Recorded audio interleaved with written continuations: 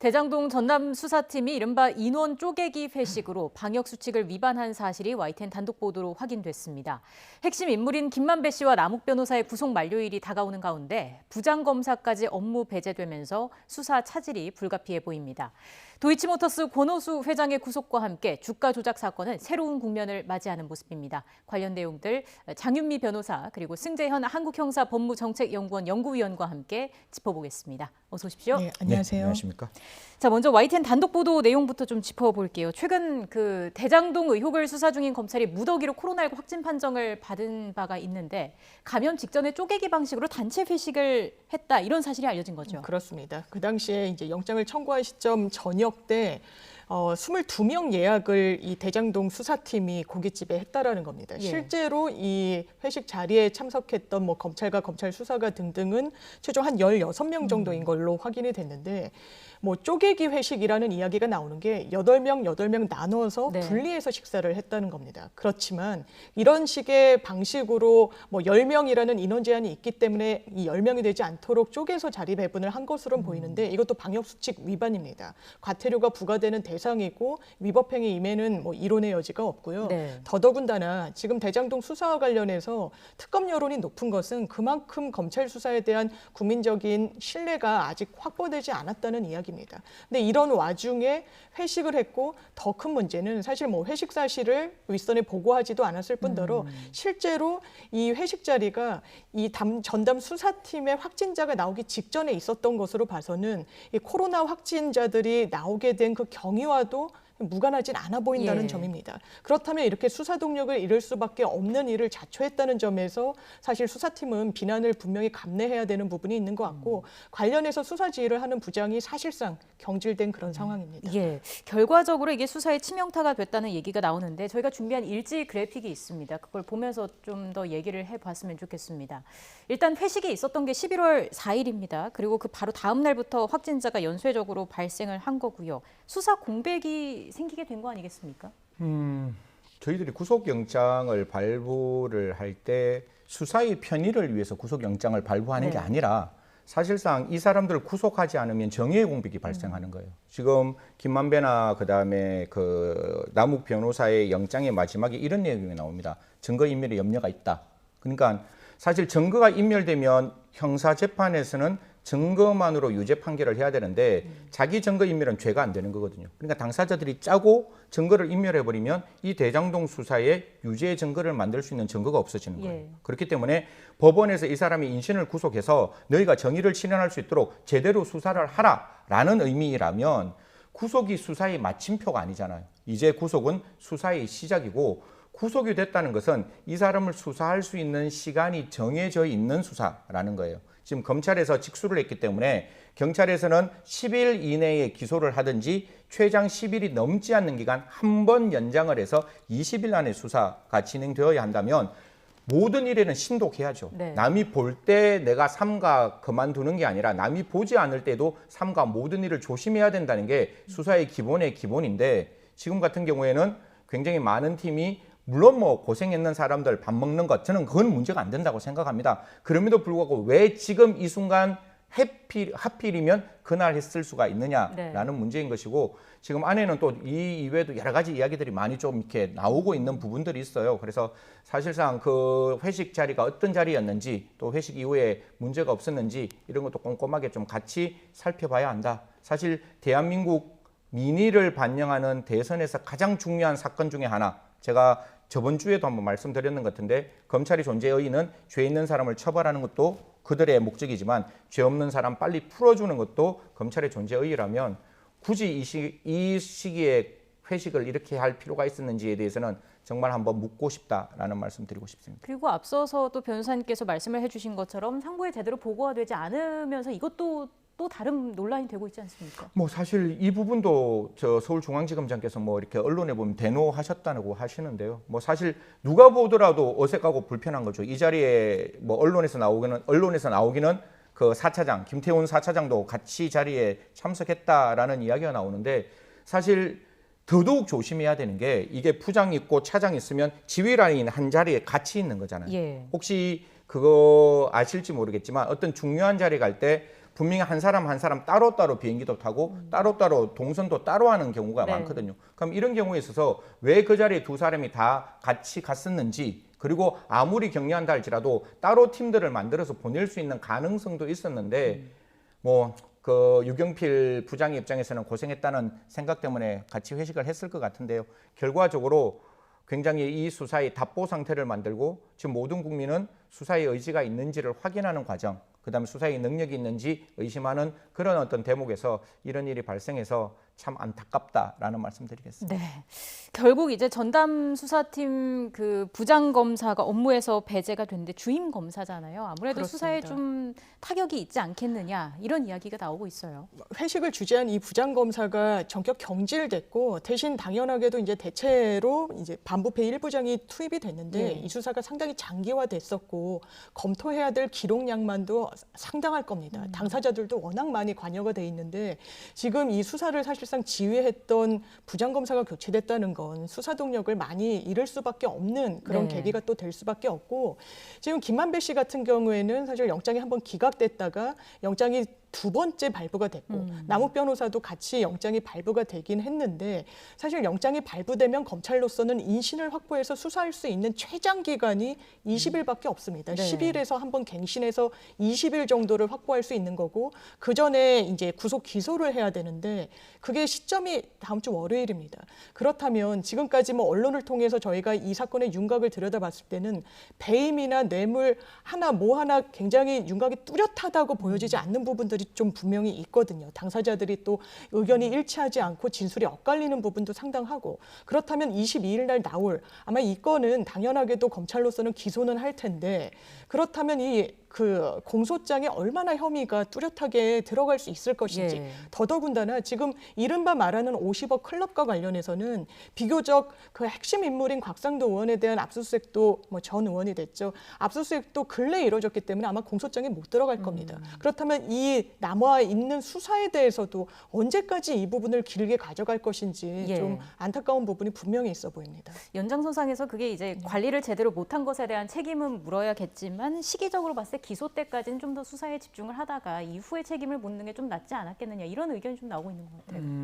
물론 뭐 부장이 이 사건을 들여다보고 있는 어떤 그 내용이 다른 반부패 그러니까 1부장보다는 훨씬 더 많을 거예요. 그래서 기소를 유지하고 진행하는 과정 속에서 이거를 이제 들여다봐야 되니까 그 기소 때까지는 뭐 부장이 이 사건을 좀 담당하는 게 필요하지 않겠느냐라는 이론, 그러니까 우리 바깥에서 예. 이 시각은 존재하는데 이거를 바라보는 서울중앙지검장은 그렇게 해서는 안 된다라는 결정을 할 이유가 있었을 거예요. 예. 그래서 그 이유 때문에 지금 이제 부장을 경질하고 난 다음에 이제 1부장이 들어가는데 제가 아까 말씀드렸다시피 정의의 실현은 검사가 기소한다고 또 끝나는 게 아니거든요.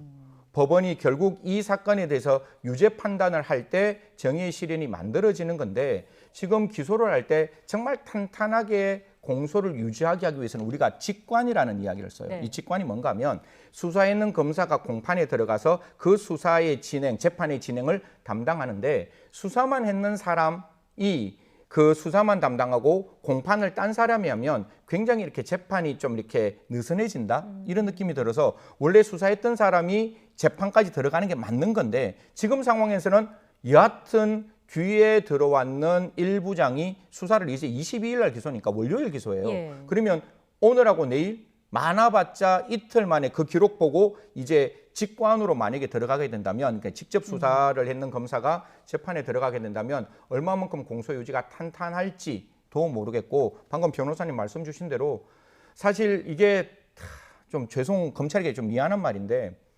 수사가 막 이렇게 엉망진창이다는 느낌이 드는 부분이 있어요. 이게 무슨 말인가 하면 곽상도 전 의원에 대해서 처음에 뇌물로 갔거든요. 뇌물로 가서 이거 추징 보전까지 시켜놓았단 말이에요. 그럼 이게 뇌물이면 이게 수재가 되어야 되는데 지금 수사하는 방향 그가 완전히 다른 특정 경제 가중처벌 등에 관한 알선 수재로 넘어가가 있는 거예요. 예. 그러면 처음에 있는 수사가 뇌물 이게 아니고 다른 수사로 바뀌고 있는 처음에 첫 단추가 잘못 끼워져 있는 수사인데 그 수사의 과정에서 변호사님 말씀대로 과연 이 수사를 어떻게 더 진행할 것이냐. 이게 혼자만의 문제가 아니라 유경필 지금 재판하고 있죠. 그리고 지금 김만배, 남욱 재판하고 있죠.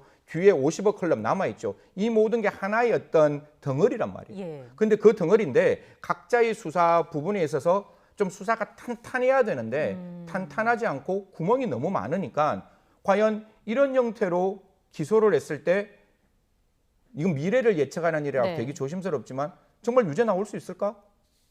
이게 공소 유지가 돼서 사실 이런 느낌이거든요. 이게 민사재판은 51대 49라서 판사가 변론의 전 취지라는 입장에서 그렇네, 맞네, 고개가 끄덕여지면 원고 성소, 그다음에 뭐 피고 패소 이렇게 나올 수 있는데 예.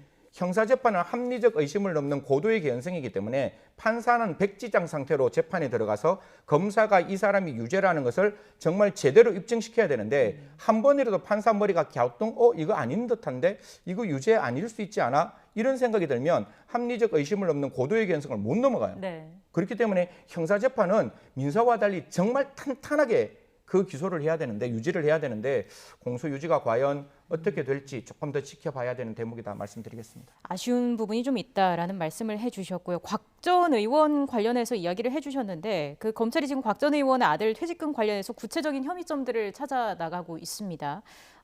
지금 검찰이 하나은행과의 연관성에도 좀 그 규명을 하려고 노력을 하고 있는 모습인데 하나은행 본점도 압수수색을 네. 했어요. 어떤 부분을 좀 집중해서 봐야 될까요? 왜냐하면 이 대장동 사업과 관련해서는 금융기관의 역할이 상당히 컸습니다. 이 공모 지침상으로도 그렇고 네. 그렇기 때문에 하나은행이 사실상 주축이 될 수밖에 없는 사업인데 사실 이 대장동 이 민간 업자와 하나은행이 컨소시엄이 제대로 유지가 안 될 뻔한 위기가 있었는데 그때 역할을 한 게 곽상도 전 의원 아니냐라는 부분입니다. 그것에 대한 대가로서 사실 아들 퇴직금 명목으로 50억 원을 받은 것이 아니냐라는 게 검찰의 시선이고 예. 다만 뇌물죄로 이 의유를 하고 있지 못하는 부분은 그 당시에 곽상도 전 의원이 대한법률구조공단 이사장이었습니다. 그렇다면 그 신분과 어떤 대가 관계를 이야기하기는 좀 어렵기 때문에 알선수재 쪽으로 그러니까 금융기관의 업무가 이 민간업자들과 제대로 유지가 되도록 했다라는 그 역할을 했다라는 점에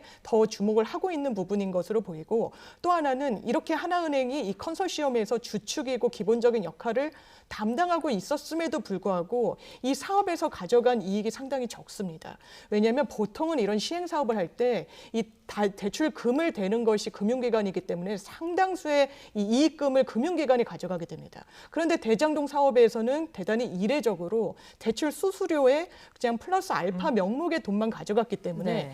그렇다면 이것은 아마 자발적으로 하나은행이 선택한 선택지는 아닐 것이다. 뭔가 윗선에 있긴 내지는 영향력이 있었던 거 아니냐라는 어떤 합리적인 의심이 제기되고 있는 상황이고 그렇다면 이 컨소시엄이 유지되는 데 역할을 했던 곽 전 의원이 뭔가 이 이익을 배분하는 과정에도 관련성이 있지 않을 것인가. 또 한 대학교, 그러니까 성균관대 또 다 동문들입니다. 그런 어떤 연결고리로 인해서 이 부분을 좀 들여다보고 있는 게 지금 검찰의 수사 내용입니다. 곽 전 의원은 지금 관여돼 있지 않다 이런 전혀 입장이죠. 관여되어 있지 않다라고 이야기를 하는데 예. 뭐 저희들이 이 형사사건을 들여다볼 때 당사자의 주장과 증거는 달리 봐야 될 것 같아요. 사실 지금 같은 경우에는 이제 피해 사실 공표가 안 되다 보니까 기자분들도 그렇고 저희들도 그렇고 그 피의자 측 변호인 혹은 피의자 측 진술에 저희들이 이제 집중해서 들여다볼 수밖에 네. 없는데 뭐 모든 사건 그렇습니다. 청취자, 시청자 여러분들께서도 이 사건을 들여다볼 때 당사자의 주장과 그다음에 그 주장을 뒷받침할 수 있는 증거가 존재를 할 때 그 주장은 법원에서 받아들일 수 있는 주장이고 지금까지는 양 당사자 측에서는 전혀 반대되는 이야기를 하고 있는 거죠. 어차피 뭐 곽상도 측에 대한 어떤 반론권 차원에서 좀 더 말씀을 드리면 뭐 나는 전혀 이 사업에 관여하지 아니하였다는 게 첫 예. 번째. 그래서 반드시 결백을 증명하겠다. 또한 뭐 하나은행 측에서도 그런 얘기예요. 하나은행 김정태 그 행장의 입장에서도 회장의 입장에서도 곽의원과 전혀 모르는 사이다라고 하는데 이 부분은 이제 수사를 통해서 어느 쪽 말이 맞는지는 확인되어야 되는 부분이다라는 말씀드리겠습니다. 예, 좀 더 지켜봐야 할 것으로 보이고요.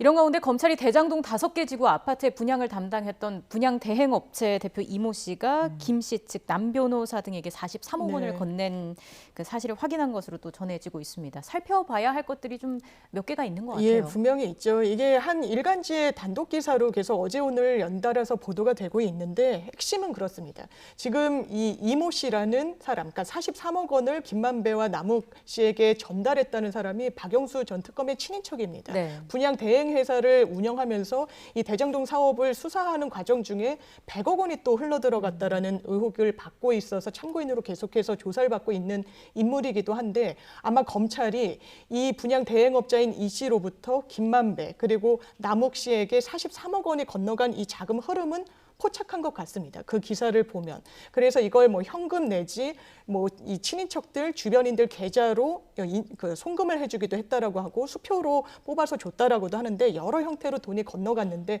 다만 이 부분이 또 의혹이 제기되고 있는 핵심은 이 한 관계자가 이 사업과 관련된 관계자가 검찰에서 이게 이재명 당시 성남시장 어떤 선거 자금으로도 쓰인 것으로 내가 들었다. 그러니까 네. 전문 형태로. 그러니까 어떤 이야기를 했다는 사실을 내가 전해 들었다는 형식의 진술을 남긴 것으로 보입니다. 이와 관련해서 이재명 후보 측에서는 이 정치 때마다 나에게 향하는 그냥 여러 근거 없는 의혹에 불과하다라고 이야기하고 있고 민주당에서는 어떤 법적 그 조치까지도 불사하겠다고 상당히 사실관계가 아니라고 이야기하고 있는데 아마 이게 전원 형식이라서 검찰이 더 들여다봐야 되겠지만 네. 지금 이 부분도 의혹으로 새로 또 제기가 되고 있는 그런 상황입니다. 돈이 흐름이 어떻게 되는지 어떻게 쓰였는지 이 부분에 대해서 확실하게 좀 확인을 할 필요가 있어 보이는데 그 결과에 따라서 좀 수사에도 변수가 될 수 있겠습니까? 이거는 굉장히 큰 모멘텀이 만들어질 수 있는 대목인 거죠. 사실 지금 이제 그 배임에 관련돼서는 성남시가 배임의 피해자가 아니에요. 네. 이게 성남도계공이라는 어떤 그 개발 공사가 피해자이기 네. 때문에 이쪽에가 피해자면 피해자 이외의 나머지 성남시에 대해서는 관리 책임만 물을 수 있어서 배임죄의 역할하고는 관계없는 부분이 되는 거예요. 저희들이 옛날 사건인데 론스타 사건에서 국가가 외환은행이 론스타에 매각될 때 과연 기재부가 무슨 일을 했느냐? 예. 저 론스타 펀드는 굉장히 위험한 펀드예요. 이게 정크 펀드라 그래서 어떤 IMF 때 한 나라에 굉장히 위험한 상태에서 굉장히 헐값에 샀다가 굉장히 비싸게 되파는.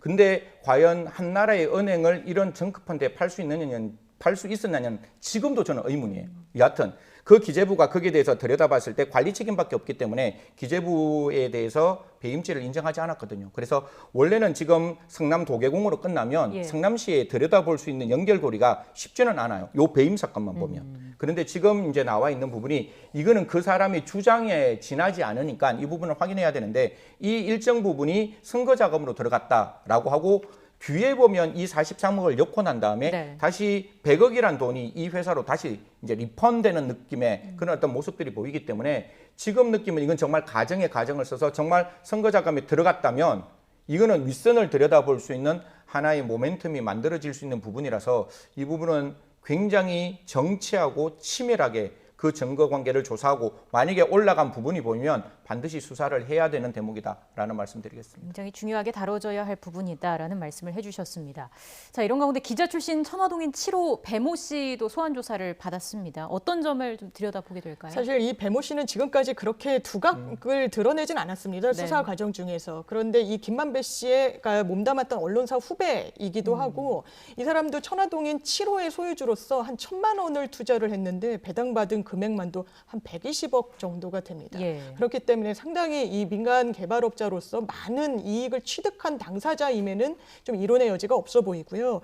그런데 또 어떤 점에서 수사기관이 주목을 하고 있느냐. 이 사람이 바로 김만배와 남욱 변호사 그리고 정영학 회계사를 서로 소개해준 그러니까 가구 역할을 해준 인물입니다. 이 민간 개발업자들이 만나도록 그 처음 설계를 했던 인물이기 때문에 이 사업과 관련해서도 당연히 본인이 관여한 여지가 있을 거라는 부분이 있는 거고 예. 굉장히 또 많은 액수를 또 이득으로 취했기 때문에 이 과정 중에 어떤 역할을 했는지 등등을 검찰이 들여다보고자 하는 것 같습니다. 아마 소개를 시켰다면 배 씨가 이 사이의 관계를 알 거예요. 그냥 임보정이라 그러잖아요. 그냥 아무나 소개시키지 않잖아요. 예. 그러면 정영학하고 남욱을 자기 선배인 김만배에게 소개시켰다.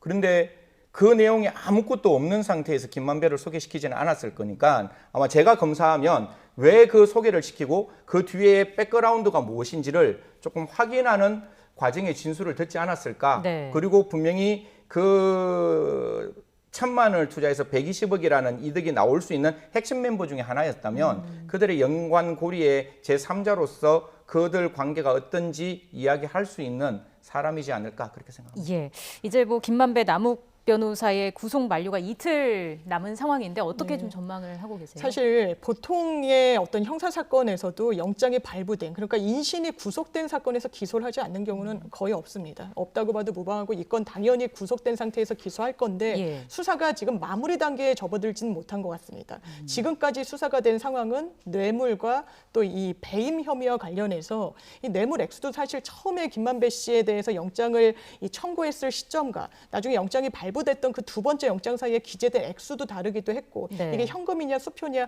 굉장히 좀 검찰 수사 과정 중에서 혼선이 빚어지기도 했는데 이런 부분과 관련해서 딱 어떤 형식으로 어떤 액수가 건네갔는지 공소장에 비교적 명징하게 들어갈 수밖에 없을 것이라고 보이고 다만 아직 수사가 미진한 이른바 50억 클럽에 대해서 지금 뭐 각상도 의원 소환 조사도 이루어지지 않았기 때문에 이런 부분은 아마 추가적으로 기소가 나중에라도 들어갈 수 있는 그런 부분이라고 생각합니다. 예. 하나만 더 말씀드리면 사실 이게 기소하고 난 다음에 피의자를 부를 수는 없어요. 그러니까 기소 후에 공소 제기 후에 피의자 신문은 절대로 받을 수 없는 게 우리 대법원이 정하고 있는 사건이기 때문에 사실 이제 토요일 일요일 날 제가 알기로는 출석 의무가 없을 수도 있어요. 그냥 나 안 간다 그러면 남욱 김만배 요새 인권 중심적인 수사기 때문에 내가 못 간다 그러면 사실 지금 상황에서 기소가 되어야 되는 수도 발생할 수 있거든요. 그렇게 되면 결국 뒤에 불러서 수사를 할 수 없다는 굉장히 큰 문제점이 발생할 수 있고 예. 다만 이 이외에 저는 사람이 진술을 따라가는 수사는 지양 막아야 되는 것이고 그 증거를 통해서 형사재판을 진행해야 된다는 그 점을 강조한다면 뒤에 지금 조금 부족한 분명히 이제 언론에서 나오겠죠. 공소 제기하면 네. 이러한 공소 제기다. 하지만 그 공소 제기 후에도 공소 사실의 동일성이 있으면 법조를 추가할 수도 있고 법조를 변경할 수도 있으니까요. 그는 공소장 변경을 통해서 또 이렇게 탄탄하게 공소를 유지하면 된다. 그래서 한편으로는 피의자를 불러서 수사할 수 없다는 점은 문제점이지만 예. 공소장을 변경해서 또 다른 혐의를 추가할 수도 있다라는 말씀드리겠습니다. 알겠습니다. 자, 지금부터는 도이치모터스 주가 조작 사건 관련해서도 얘기를 해보겠습니다. 새로운 국면을 맞는 모습인데 권오수 회장이 일단 구속이 됐습니다. 뭐 정황이라든지 사실관계가 어느 정도 좀 파악이 됐다 이런 의미로 볼 수 있을까요? 그렇습니다. 최근에 영장이 발부되기도 했고 이 권오수 전 회장을 겨냥하기 전에 이미 뭐 이른바 선수로 움직였다는 사람들이 구속 기소가 된 상황이었습니다. 어제 같은 경우에는 공판 준비기일 이 세 명에 대한 공판 준비기일이 있었는데 뭐 준비기일이라 함은 비교적 쟁점이 복잡하고 당사자들이 많은 사건에서 쟁점과 증거 방법들을 정리하기 위해서 좀 임하는 절차입니다. 거기서 심지어 한 명은 또 본인의 어떤 공소 혐의에 대해서 인정을 하기도 했습니다. 예. 그렇다면 이게 아래서부터 위로 그러니까 권오수 회장을 겨냥하는 방식으로 수사가 지금까지 진행이 되어 왔는데 실질적으로 지시를 받아서 움직였다는 사람들 중에 일부가 또 혐의까지 인정하고 있다면 이 부분은 권오수 회장으로서는 빠져나가기가 상당히 어려운 부분이고 물론 영장 청구돼서 이 부분을 다투는 단계에 있어서는 본인의 혐의를 지금 다투고 있는 것으로 언론에는 전해지고 있습니다. 하지만 이 부분을 끝까지 관철할 수 있을 것인지 왜냐하면 2011년도부터 한 3년간 허위로 그 매수를 내거나 아니면 이 회사의 아주 내밀한 투자 호재 정보를 외부에 알려서 주가를 띄우는데 인위적으로 띄우는데 굉장히 관여를 했고 사실상 몸통으로 움직였다는 부분이 여러 지금 정황과 증거들로 좀 확보가 된 것으로 보입니다. 네. 그렇다면 이 수사는 아마 구속 기소되는 것을 수순으로 진행이 될 것으로 전망됩니다. 자, 그리고 또 도주했던 그 선수 이모 네. 씨가 검거가 되기도 했는데 도주를 심사를 앞두고 했었다는 거는 혐의를 그만큼 인정한다 이런 뜻으로 봐야겠습니까? 수사하면 두 가지를 저희들이 좀 들여다보는 경우가 있는데요. 거짓말하면 숨기는 게 있죠. 왜 거짓말했을까? 그냥 합리적 의심이잖아요. 영장실질심사라는 게 피의자에게 불리한 게 아니에요. 뭔가 하면 원래 불구속 수사가 원칙이잖아요. 예. 근데 판사가 어떤 생각을 하는가 하면 검사가 너 좀 구속하래. 근데 나는 또 구속하기 싫어.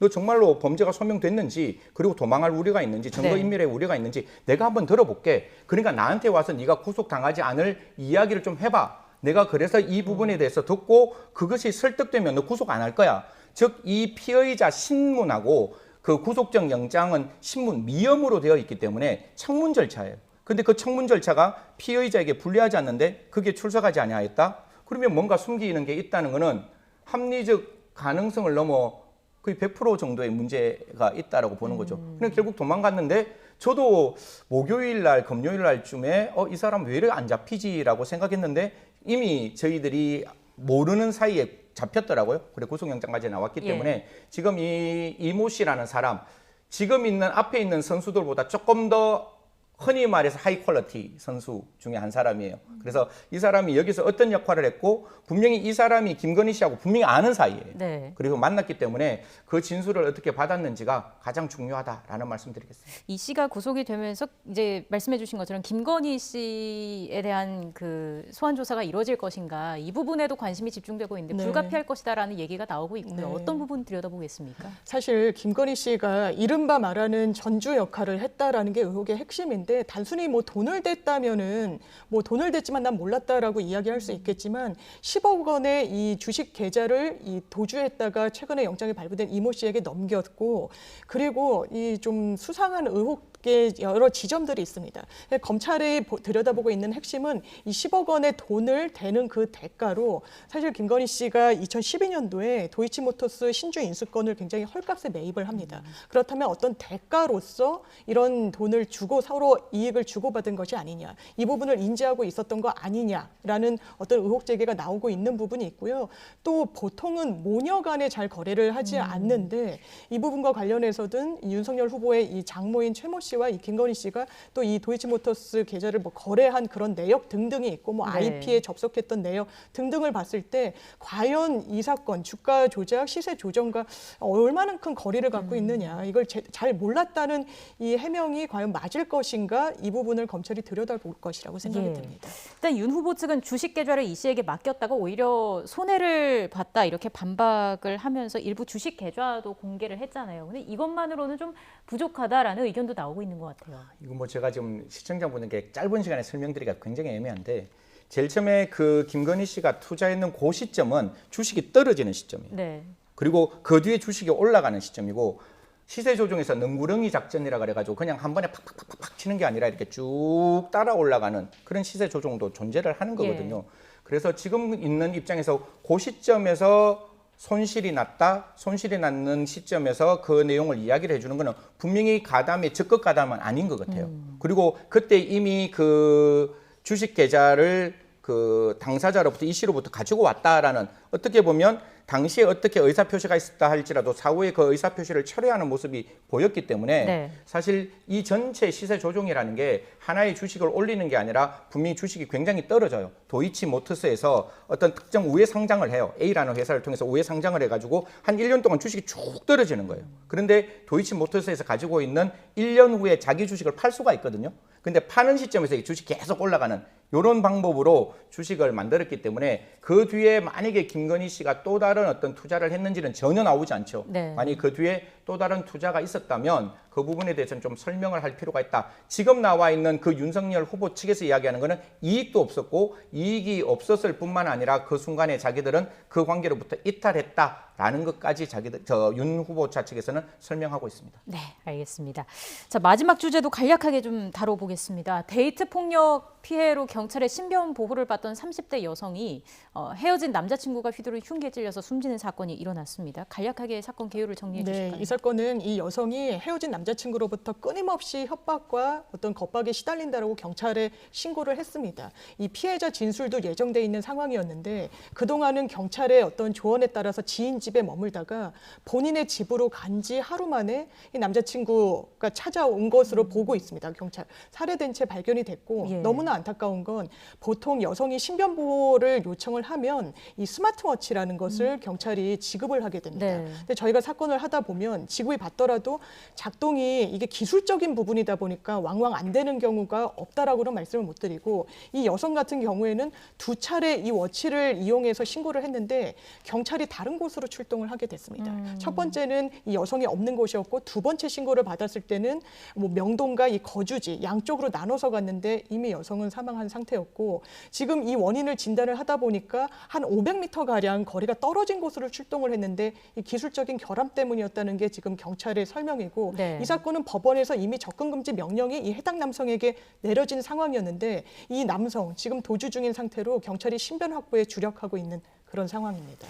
지난달부터 스토킹 처벌법이 시행이 됐는데 그럼에도 불구하고 실질적으로 범행을 막지 못하는 결과가 나왔어요. 어떤 점이 좀 미비했다고 볼 수 있을까요? 법의 허점이 존재를 하는 거겠죠. 사실 우리의 스토킹 처벌법 보면 긴급 응급 조치 말고 재범의 위험성이 굉장히 많으면 잠정 조치라는 걸 합니다. 잠정 조치는 그냥 단순하게 이 사람에게 100m 접근 금지 이런 게 아니라 그 스토커를 우리 대한민국에 있는 구치소나 유치 시설에 유치할 수 있는데 예. 그런 부분들이 이루어지지 않는 상황을 지금 첫 번째 지적하고 싶고, 두 번째는 이건 경찰이 어떠한 경우에도 이게 핑계가 될 수 없는 게 500m 오차나는 스마트워치를 줬다면 저는 기함할 것 같아요. 아니 제가 피해자인데 저한테 유일하게 믿을 수 있는 게 이 스마트워치인데 나의 위치를 500m 정도의 오차 범위로 찾을 수 있는 기계 좀 못할 것 같아요.